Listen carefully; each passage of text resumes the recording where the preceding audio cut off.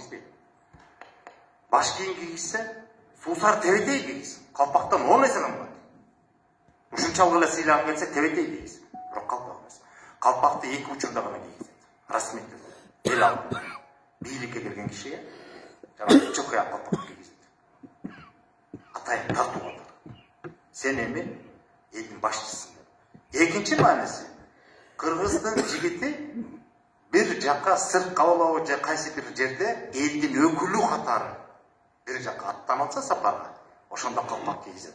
Себеби сен ошол сапар менен кайда барба, башыңдан жеке кет башынан өзүңдүн жеке кызыкчылыгыңдан өйдө, унутпа, элиң бар, мекениң бар деген сөз. Сен элдин өкүлү болуп барасың деп калпак кийгизет. Калган учурда калпакты кийгизбейт.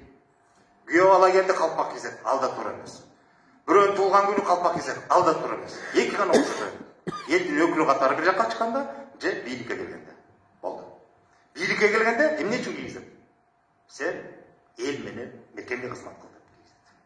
Калган учурда ар ким өзүнө өзү сарп болот, тиги болот, ал башка нерсе. Жөнөкөй нерселерди да билип алабыз. Ошол жерде өңдөр да бар. Азанын белгиси да бар. Калпакты өзү түшүп. Ошону биле жүрүп. Макул, рахмат. Дагы суроо бар? Саламатсыздар, урматтуу бүгүнкү ушул жыйындын катышчылары. Биз Москвадан келдик. Бүгүн эми пешенебизге бир экөөбүз жолугуп калып, ушундай себептерден байланып кирип калдык. Сизди биз Фейсбукта карап көрүшүбүз. Жакшы кызмат аткарып атасыз. Менен бир жакшы суроо бар. Жогоруда жылы дагы жакшы суроо эле ушу Бишкек шаары боюнчачы. Негизи ушу Бишкек баатыр өзү ким болгон, каяктан, кимдер болгон көбүндө түштүгү азыраак да. Себеп ушу Бишкек шаарды негизи башка ат коюп которсо, анда бир чоң мааниси бар. Но менин негизи суроом биздин кыргыздын туусу боюнча, желек боюнча. Сиздин мындай өзүмдүн айтайын турда, азыр бүгүнкү күндө ушу кыргыздын желеги, ушу кызыл түстө түндүк турат да. Ушуну келечекте алмаштырса болобу же ушул ойдон калыш керек ушул биздин туу боюнча, желек боюнча айтыңызчы, өзүңүз карашыңыз. Мен да кошумчалайм. Мен жеке менин пикиримде азыр алмаштырды. Кандай болуш керек? Көп. Жана биринчи эле иштеп чыккан вариант, мисалы түндүк мага жагат. Түндүктүн турган эң туура. Түндүк бул мисалы үй, жанагы турак жай катары, боз үйдүн куту түндүктө, түндүк кут катары. Бийликтин да белгиси. Баарын бириктирип, ынтымак бириктикти камсыздоочу, күчтү, төптүктү, толуктукту камсыздоочу түндүк болот. Ал эң туура символ, белгиси катары. Өң боюнча көк болсо эң эле кыйынчылык бар. Түндүк боюнча дагы менде бир суроолор бар да, өзүмдүн көз карашым. Түндүк бул бийиктик, түндүктүн алдында чогуу, түндүк бийик, түндүккө деп соолот да, туура. Бирок негизи мында караганда, асманды караганда, көккө караганда түндүк тосуп, клетка сыяктуу тосуп калган да. Алар боюнча да чоң суроолор бар. Эми артында ар кандай түшүнүк бар да. Менин оюм боюнча, менин сунушум боюнча, эгерде ушундай иштерге катышат болсо, мен ойлойм ушу кыргыздын туусу көк, ак, кызыл болсун депчи. Союзга кайталуу.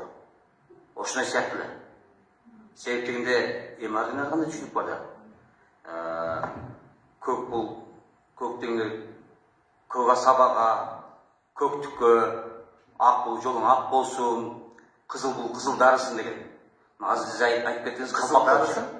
Кызыл дарысын. Кызыл билиле. Кызыл деген Алмак болуптур. Кызыл кыдыр ал башка, кызылдар башка да. Айтып кеттиңиз калпак боюнчачы. Калпак боюнча да аябай жакшы сөз айттыңыз. Кыргыз жакшы сөз бар.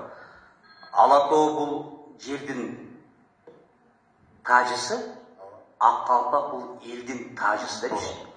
Сиз ак калпак боюнча аябай сону айттыңыз да. Бүгүнкү күндө азыр ак калпакты тияка барып, аяка барып, кимге гана белек кылып, иттин башына кийгизип Өзгөчө башка элден келген мейманга калпакты бергенче символу мындай: элим менен жерим сага тартуу деген. Вот. Ошон үчүн конокко өзгөчө башка сырттан келген конокко калпакты берүү мен колумда болсо мен тыюу салмакмын деп. Ошо берилет. Сатыкка деле чыгарбаш керек. Сатыкка чыгарса только өзү колдонгонго, бирок белек эмес. Эгер колдон келсе, ал болбойт азыр. Все-таки сиздин оюңуз тиги желек боюнча көк бойдон алыш керек. Эгер тарыхка манаска кайрылсак, Эч кандай үчүндө жок, өзгөртсө болот, албетте эч кандай тыюу жок. Элдин көпчүлүктүн ою менен кандай чечилсе маселе жок. Бирок мен жеке пикирим, жанагы эгер чыныгы тарыхка кайрылсак, эгер чыныгы Манастын идеологиясына кайрылсак, анда Манас башканы ойлоп таппай Манастыкын эле алып чыксак эле жеңил болбойбу деген нерсе.